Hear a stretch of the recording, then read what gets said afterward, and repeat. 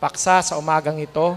Sa Mateo 17:24 hanggang 27. At pagdating nila sa Capernaum, ay nagsilapit kay Pedro ang mga maniningil ng kalahating siklo. At nagsabi, "Hindi ba pinagbabayaran ng inyong guro ang kalahating siklo?"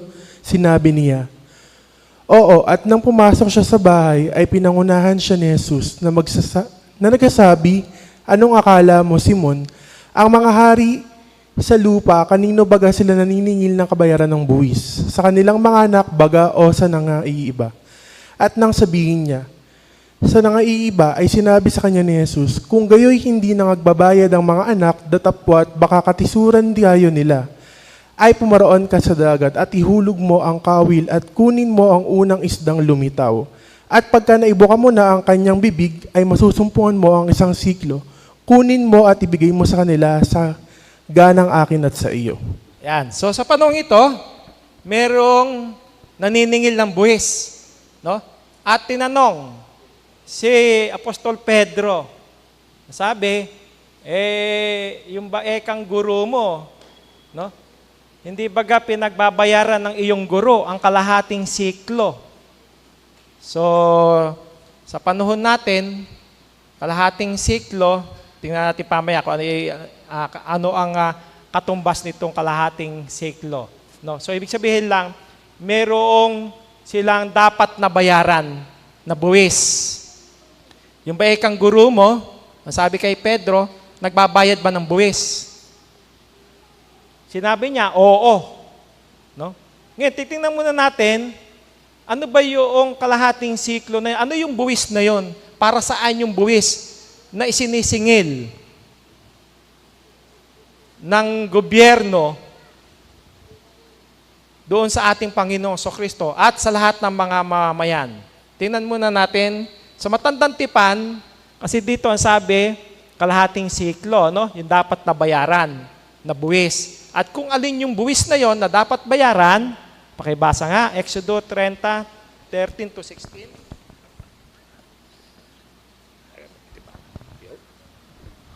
Lahat ng nabibilang sa senso ay magbabayad ng kalahating siklo ayon sa timbangan ng templo. Bilang handog sa akin, lahat ng 20 taon pataas ang isasama sa senso, pareho ang halagang ibabayad na pantubos ng mayayaman at ng mahihirap. Lahat ng ibabayad nila ay gagamitin sa mga kailangan sa tabernakulo. Ang halagang ibibigay nila ay pantubos sa kanilang buhay at sa pamamagitan nito, maaalala ko ang mga Israelita. Ayan, yung palang buwis na sinisingil na yon para sa templo. No? Kumbaga, maintenance dun sa templo. Lahat ng mga pangangailangan dun sa templo, merong ibinibigay ang mamamayan. Mula daw sa 20 taon pataas, mahirap man o mayaman, pare-pareho ng ibabayad. Kalahating siklo. Ang sabi, yun daw kalahating siklo na binabanggit sa Biblia, kung ating i-convert sa timbangan ngayon, sa Lumang Tipan, ang isang siklo ay humigit kumulang 11.4 gramo ng pilak. Kaya ang kalahating siklo ay nasa 5.7 gramo ng pilak. Kung ibabatay sa kasalukuyang halaga ng pilak, 5.7 gramo ng pilak times kasalukuyang presyo ng pilak. So humigit kumulang nasa 250 to 400 pesos. Iba naman, pagtataya, halaga sa batay, sa sahod at kapangyarihang bumili nga yung halaga ng kalahating siklo, 1,200 to 1,600 pesos. Yun yung kalahating siklo. So, taon-taon yun ang ibinabayad, no? Na para sa templo. So, yun yung halaga noong kalahating siklo. Ngayon, siguro hindi lang ganun. Medyo malaki na ang halaga, no? Na kailangan, na pambayad. So, yun yung karaniwang binabayad ng mga lalaking Hudyo taon-taon. Mula sa edad na 20 pataas, lahat ng lalaking Hudyo, mahirap pa na umayaman, kalahating siklo ang siyang ibinabayad. Ngayon, ano yung tanong ng Panginoong Jesucristo kay Apostol Pedro? Ano yung sabi doon? Lahat ng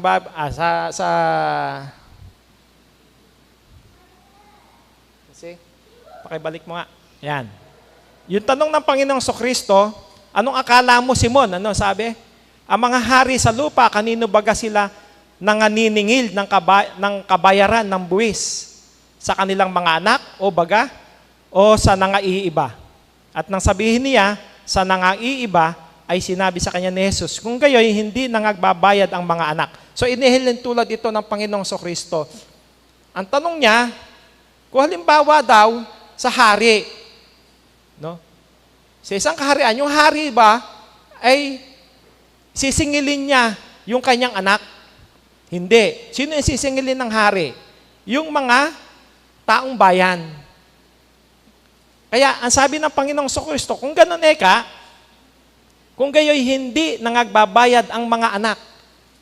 So, inire-relate niya ng Panginoong Jesucristo bilang siya, anak ng Diyos, ang kanyang ama, yung amang Diyos, hindi sisingilin ng ama yung kanyang anak. No? So, ganun din sa kaharian.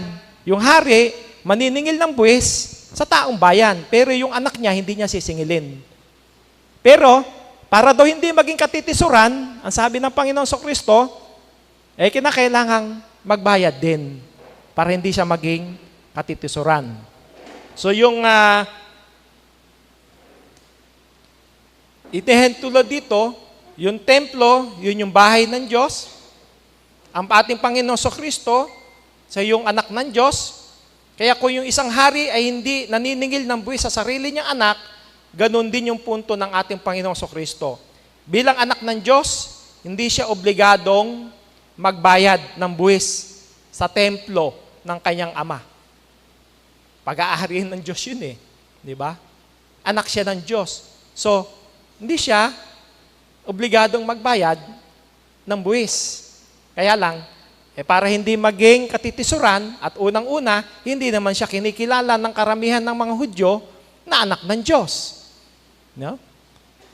At sa puntong ito, may karapatan siyang hindi magbayad. Pero hindi ibig sabihin, tumatanggi siya dun sa batas. Kundi ipinapakita ng ating Panginoong Jesucristo yung kanyang tunay na pagkakakilanlan. At kung bakit pa rin siya nagbayad, bakit ba siya nagbayad?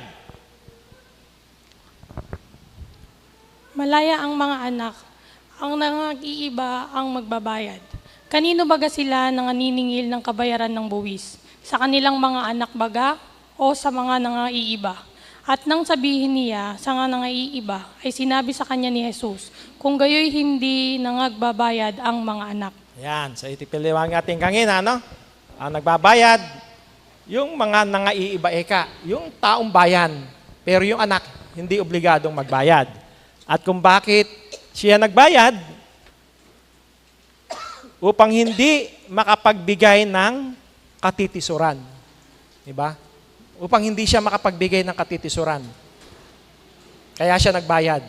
So, yung katitisuran, nangangahulugang maging sanhi ng pagkakasala o pagkakatisod, paglayo ng iba sa ating Panginoong Jesucristo. Bilang anak ng Diyos, may karapatan siya na hindi magbayad ng buwis para sa templo ng kanyang ama, ngunit kung hindi siya nagbayad, maaaring isipin ng tao na hindi niya ginagalang yung templo. Maaaring isipin ng tao na lumalabag siya sa kaugalian ng mga Hudyo. Kasi utos ng Diyos yun nung unang panahon pa man, sa matandang tipan So kung hindi siya magbabayad, mapipintasan siya na hindi niya ginagalang yung templo, hindi niya ginagalang yung kaugalian ng mga Hudyo, isa siyang rebelde laban sa relihiyon, yun ang magiging tingin sa kanya ng mga tao, katitisuran siya.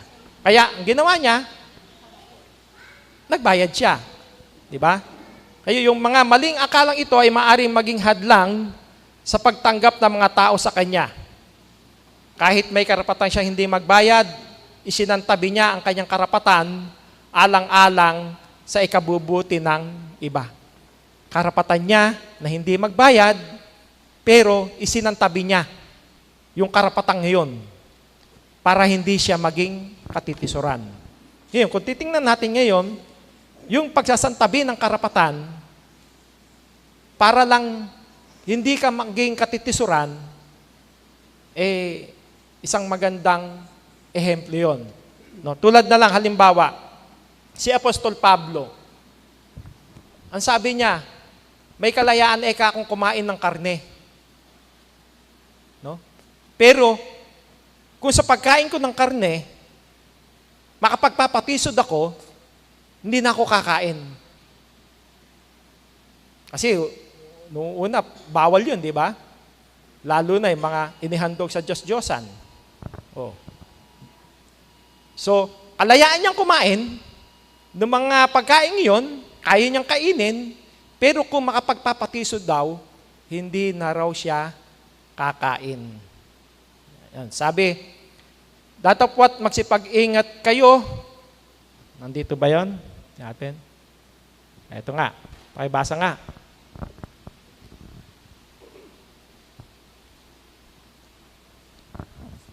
Datapwat magsipag-ingat kayo, baka sa anumang paraan ang inyong kalayaang ito ay maging katitisuran sa mahihina. Kaya, kung ang pagkain ay nakapagpapatisod sa aking kapatid, kailanman ay hindi ako kakain ng lamang kati, upang ako'y huwag makapagpatisod sa aking kapatid. Yan, sabi ni Apostol Pablo, kalayaan niyang kumain nun, yung mga lamang kati. No? Di ba?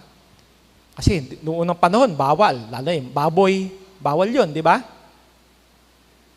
Pwede siyang kumain nun. Kasi inalis na ng Panginoon yun eh. Pero para raw, kung yun ay pagmumulan daw ng ikatitisod ng kapatid, hindi na raw siya kakain. Pero karapatan niyang kumain. Isinantabi niya yung kanyang karapatan para walang matisod. Ba? Ganon din yung ating tinatalakay, no, isang salaping pilak, yung sinisingil na buwis para sa templo. Karapatan ng Panginoong Sokristo na hindi magbayad sapagkat siya'y anak ng Diyos. Sapagkat yun ay templo nila. Pag-aari nilang mag-ama.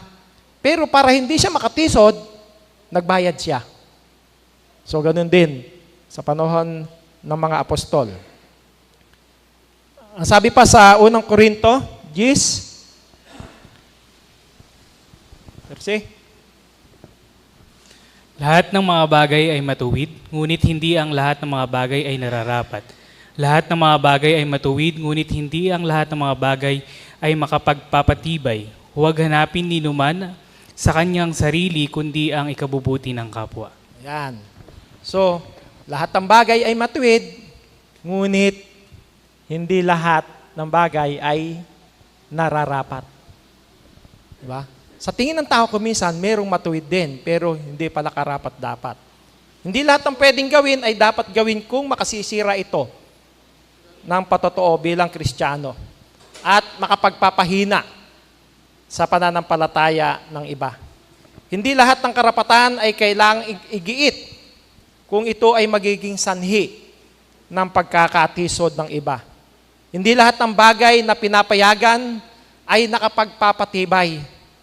Kung ang isang kilos ay maaaring magdulot ng maling pagkaunawa sa ating pananampalataya o dahilan ng pagkatisod ng iba, mas mabuting piliin ang landas ng pag-ibig at pagpapakumbaba. Di ba? So, yun yung sinasabi na kuminsan merong ganon. Alam mo, matuwid yung gagawin mo, pero kung makapagpapatisod naman, hindi naman makapagpapatibay, wag mo na lang gawin. Di ba? Ang naalala ko nung pag-uwi ni Fernando sa school, pag-uwi sa bahay, Papa, binigyan daw siya ng kaklase niya ng atay. Kinuha naman niya. Kasi mabait yung kaibigan niya. Kinain naman niya yung binigay sa kanya, sabi atay daw. May isang lumapit na kaklase, ay hindi ka pwede kay Fernan yan, kasi kilalam siyang iglesia. Hindi ka pwede sa kanya yan, dugo yan eh. Umiyak na lang siya, naluha na lang daw siya, tapos nag-pray. Kasi alam niya, nagkasala siya. Alam niya kasi bawal kainin yung dugo. So doon na pinakita natin na kuminsan, yung isang bagay alam mong matuwid, tumulong yung kanyang kaklase, binigyan siya ng pagkain eh. Eh hindi pala atay yun, dugo pala. Makapagpapatibay ba doon sa taong kumain kung malaman na niya? Eh, hindi niya alam kasi na dugo, kala niya atay lang eh. May ketchup daw eh. Nain naman niya. Naiyak siya. Nung umiyak siya, naluha na lang daw siya, pero nanalangin siya sa Diyos. Humihingi siya ng kapatawaran. So alam niya kasing, ano niya yon. Eh, sabi sa niya, hindi mo kasalanan yon kasi hindi mo naman alam eh. Masama, sinabi sa iyo, dugo yan, kainin mo, kinain mo. Ayun. Eh hindi mo naman alam eh. Kaya kako hindi mo kasalanan. Ngayon, bakit pa niya ginawa iyon, yung magbayad ng buwis para sa templo? Upang maging halimbawa ng pagpapakumbaba. Di ba? Nagbayad siya ng buwis sa templo para ipakita, maging halimbawa siya ng pagpapakumbaba. Inisantabi niya yung kanyang karapatan, no? Karapatan niya hindi magbayad, pero nagbayad pa rin siya para hindi siya makapagpatisod sa mga mahihina. Hindi ginamit ng Panginoong Kristo yung kanyang pribilehiyo bilang anak ng Diyos para sa pansariling kapakinabangan. Ito ay kaayon ng kanyang itinuro sa buong buhay niya. Ang sabi sa Marcos, sapagkat ang anak ng tao ay naparito hindi upang paglingkuran, kundi upang maglingkod. So pinakikita doon yung tunay na kadakilaan ay nasa pagpapakumbaba at hindi pag-iit ng sariling karapatan. At kung bakit pa niya ginawa yun, ang magbayad ng buwis para sa templo, upang ipakita yung tamang pakikitungo sa umiiral na kaayusan. Sapagkat sa usaping ito, walang dahilan upang lumikha ng hindi kinakailangang alitan. Kaya pinili niya sumunod sa isang bagay na hindi naman salungat sa kalooban ng Diyos. Di ba? Tulad ng sabi nga ni Apostol Pablo, kung maaari, ayon sa inyong makakaya, ay magkaroon kayo ng kapayapaan sa lahat ng mga tao. Yun ang ginawa ng Panginoon sa Kristo eh. Para magkaroon siya ng kapayapaan sa lahat ng mga tao, para hindi siya katisuran na baka akalain ng iba, binabastos mo yung utos ng Diyos, di ka nagbibigay ng buwis. No?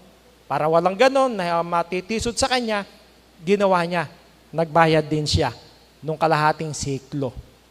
At ano yung inutos ng Panginoong Hesukristo kay Apostol Pedro upang makapagbayad siya ng buwis para sa templo? Ano yung inutos ng Panginoong Hesukristo?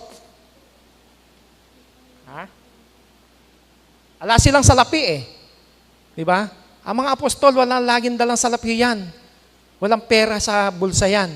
Ang Panginoon sa Kristo, ganun din. Ngayon, sinisingil sila. No? Nang maniningil, nung nakatoka para maningil doon sa pagbabayad ng buwis para sa templo, eh wala naman silang salapi. Wala silang isang siklo. Kalahating siklo, wala sila. Tika kalahating siklo sila ni Pedro, wala sila nun. Anong inutos ngayon ng Panginoong Kristo kay Pedro para magkaroon sila ng pambayad ng buwis para sa templo? O anong ginawa nila? Anong inutos ng Panginoong Kristo? Kung napakinggan niyo, pinakinggan niyo yung binasa kanginang mga talata. Ha? Ano naging paraan ng Panginoong Kristo? Wala silang perang pareho eh. Dalawa silang sinisingil. Wala silang salapi. Eh anong ginawa?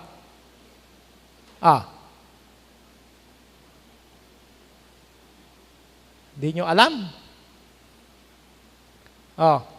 Ano yung inutos ng Panginoong Kristo kay Pedro para magkaroon sila ng salapi? Ano yung title ng paksa natin?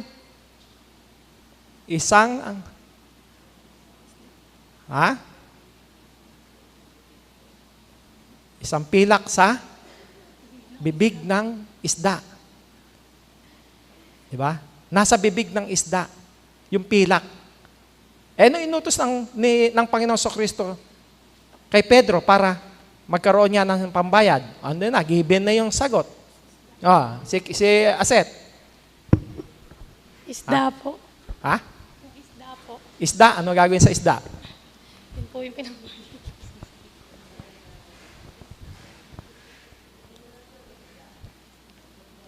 Ha? Pati dalin. Diba? Parang ibinulos yung pilak, tapos yung unang isdang lilitaw, huhulihin niya, tapos ibibigay niya sa mga tao. Bibigay niya sa tao yung unang isdang tingnan na nga natin.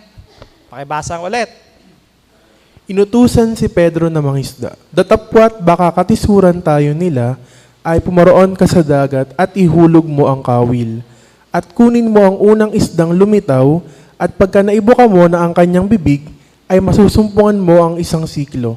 Kunin mo at ibigay mo sa kanila sa ganang akin at sa iyo. Yon. Pagka naibuka na raw yung bibig ng isda, makikita yung isang pilak. Ayun ayun yung sa picture, di ba? Yung isda, meron sa bibig na pag naibuka na yung bibig, masusumpungan doon yung isang siklo. No? So, ganong kapangyarihan yun? Ang utos ng Panginoon Kristo, tara meron silang pambayad. Kasi kalahating siklo sa Panginoon Kristo, kalahating siklo kay Pedro. Sinisingil sila, hindi kailangan isang siklo. Kaya ang utos ng Panginoon Kristo, ihagis mo yung iyong pamingwit sa dagat, mangisda ka ron. Yung una mong mahuhuli na isang isda, mayroong isang siklo sa kanyang bibig. Di rin kakapangyarihan na yon, di ba? Na inutos ng Diyos para mayroon silang pambayad. Ipinakita doon yung kapangyarihan ng Diyos at ng Panginoong Kristo.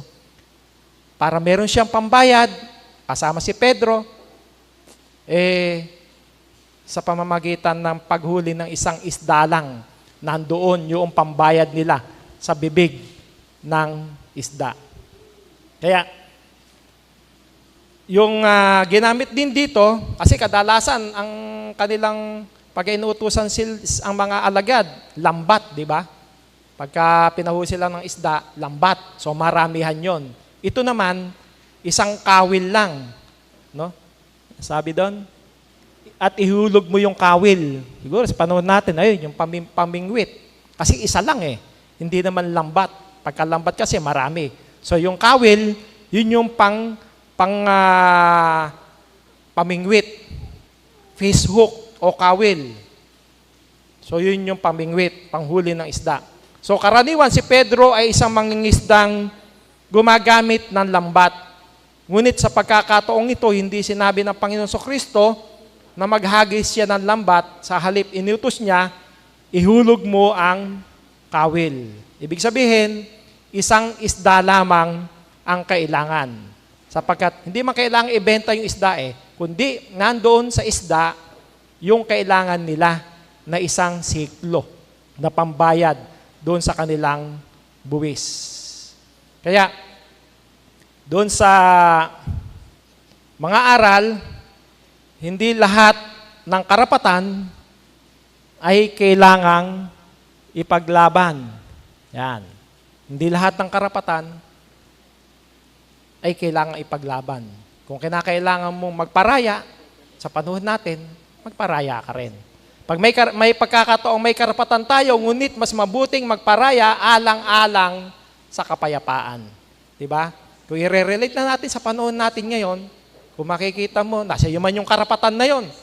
No? Halimbawa, sa isang pamilya, ikaw man pinakamatanda, pero kung nasa iyo man, alam mong tama ka, pero kung alam mong magugulo lang, makakagulo lang, magparaya ka na lang.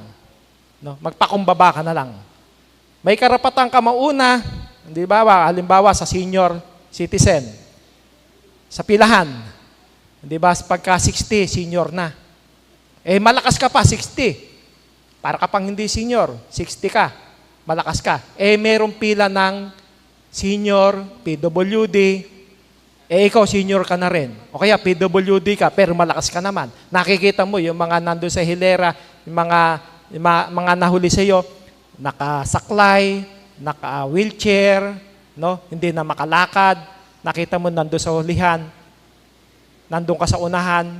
Pero kung magpaparaya ka, matutuwa pa sa yung mga nasa likod mo. Di ba? So doon yung pinakikita natin, pwede ka magparaya kung kaya mo naman. Kung makatutulong ka. No? Baka kasi kung nasa harapan ka, malakas ka, para hindi ka senior, pero senior ka naman. Baka alipustahin ka pa ng iba. Ano naman kanong tao na kalakas-lakas hindi pa pagbigyan yung mga nangaka-wheelchair. Di ba? So para walang usapan, walang magalit sa'yo, magparaya ka na lang.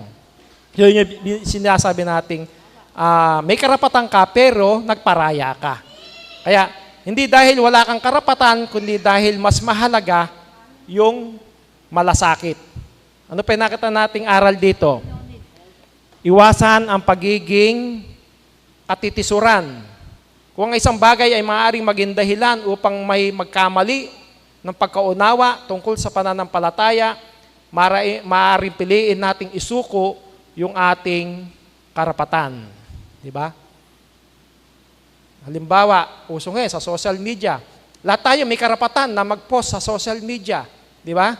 Pero kung nakikita mo yung karapatan mo na yon, meron namang maapektuhan na iba, hindi magiging maganda yung dating, huwag mo na lang i-post. Kaya nga, sabi lagi, think before you click. Lahat tayo may karapatang mag-post Pero kung maninira ka, sa iyo karapatan mo yun. Pero kung sa iba, meron kang patatamaan lang, huwag mo nang gawin. No? Kaya kung sa tingin natin, maaaring pagmulan ito ng maling pagkaunawa, pagtatalo, ay huwag na lang i-post, di ba, sa social media. So yun yung para hindi tayo maging katitusuran. Ang Diyos ang naglalaan. Nakita natin, walang-wala. Maging ang Panginoong Kristo, walang dalang salapi. Si Pedro, walang dalang salapi. Pero, ang Diyos ang naglalaan. Wala man sila, pero binigyan sila. Di ba? Kung ating ihahambing sa panahon natin ito, kung minsan dumarating sa buhay natin, walang-wala ka. Meron kang babayaran, namumroblema ka, may ikot ka, wala kang pambayad. Pero bigla na lang, meron darating na biyaya sa'yo. Biglang masosolve yung problema mo. Kaya, hindi ito nangahulugan laging sa himala. Darating yung tulong, ngunit ipinakikita na ang Diyos ay may kakayahang maglaan sa iba't ibang paraan.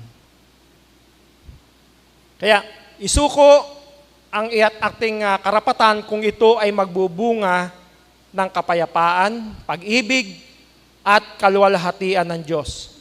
Sapagkat ang tunay na tagumpay ng isang mananampalataya ay hindi ang laging makuha ang gusto niya, kundi ang maging katulad ng Panginoong Kristo sa pagpapakumbaba, pag-ibig, at pagtitiwala sa paglalaan ng Diyos. Ang Diyos ang nakakaalam ng ating mga pangangailangan bago pa natin ito hingin sa Kanya. Mayroong kakaibang paraan ng pagtugon ng Diyos, kaya magtiwala tayo sa Kanyang mga plano. Sapagkat ang pagsunod sa Kanyang salita ay patungo sa biyaya. Ang taong katulad ng Panginoong Kristo ay hindi laging nagtatanong, no?